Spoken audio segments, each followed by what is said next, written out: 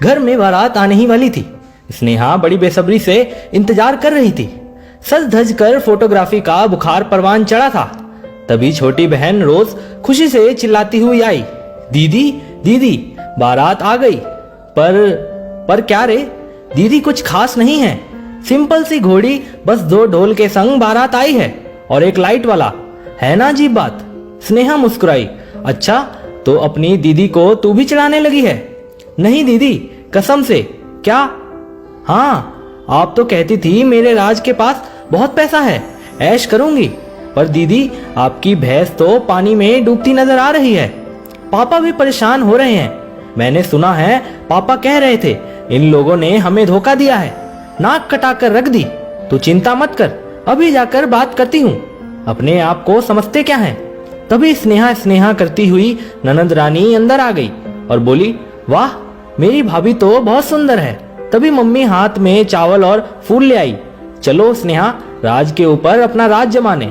गर्दन झुकाकर स्नेहा मम्मी बहने और सखियों संग बाहर चल दी। जब जयमाला का समय आया तब स्नेहा ने धीरे से राज से शिकायत करते हुए कहा, पता है हमारी इज्जत मिट्टी में मिल गई। ऐसे भी भला कोई बारात लेकर आता है। मेरे पापा बहुत नाराज हुए। राज ने स्नेहा के हाथ पर अपना हाथ रखा और कहा, तुम चिंता मत करो, पापा जी को मैं मना लूंगा। पर मैं तो ऐसा ही हूँ, तुम्हें मंजूर तो है ना? वरना अभी फेरे नहीं हुए हैं, मना कर सकती हो। अच्छा एक तो तुमने इज्जत डुबो दी, अब चाहते हो मैं भी डुबो दूं? अरे नहीं जनाब, अब आप मेरी भी इज्जत हैं। मैं तो मौका दे रहा था ताकि तुम मुझसे लड़ाई ना करो। अच्छा दोनों एक दूसरे को देख मुस्कुरा देते हैं। फोटो सेशन के समय जैसे ही प्रभाकर जी फोटो के लिए स्टेज पर आए तभी राज ने प्रभाकर जी के धोख लगाई और धीरे से बोला, पापा जी कुछ बात करनी है। प्रभाकर जी चौंक गए। तरह तरह के विचारों ने घेर लिया। आखिर इस समय बात क्यों? क्या बात होगी? जरूर लालच ने घेर लिया होगा। पता नहीं क्या मांग होगी, मैं पूरी कर पाऊंगा भी या नहीं। इसी सोच विचार में कब राज पास आकर खड़ा हो गया पता ही नहीं चला। राज ने कहा, माफी चाहता हूँ पापा जी, मैं बहुत हल्की बारात लेकर आ गया, पर मुझे लगा ये सब फिजूल खर्ची होती हैं। मेरी एक आदत है, मैं जितनी चादर होती है उतने ही पैर पसारता हूँ। ऐसा नहीं है कि मैं स्नेहा को कोई कमी आने दूंगा, पर मेरा मानना है कि इन फिजूल खर्ची बचाकर इन रुपयों से मैं कई गरीब बच्चों की जो ख्वाहिशें तो रखते हैं पर पूरी नहीं कर पाते, उनकी ख्वाहिशें पूरी कर उनके चेहरे पर मुस्कुराहट ला सकता हूँ। कई गरीबों का पेट भर सकता हूँ, कई गरीब कन्याओं का विवाह करा सकता हूँ।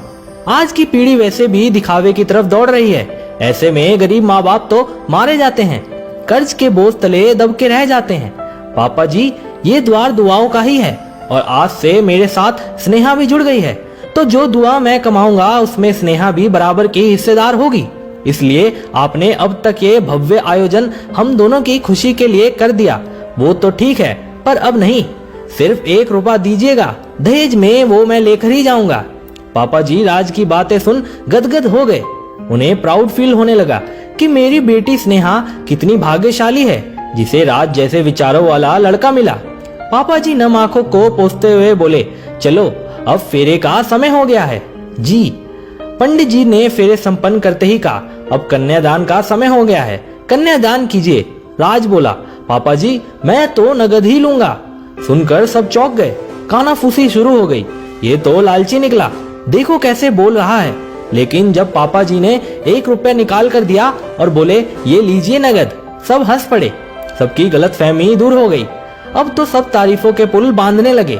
वास्तव में दोस्तों, दिखावे के चक्कर में हम कितना धन बर्बाद कर देते हैं, उसे बचाकर हम अपने समाज को आगे बढ़ाने में सहयोग कर सकते हैं।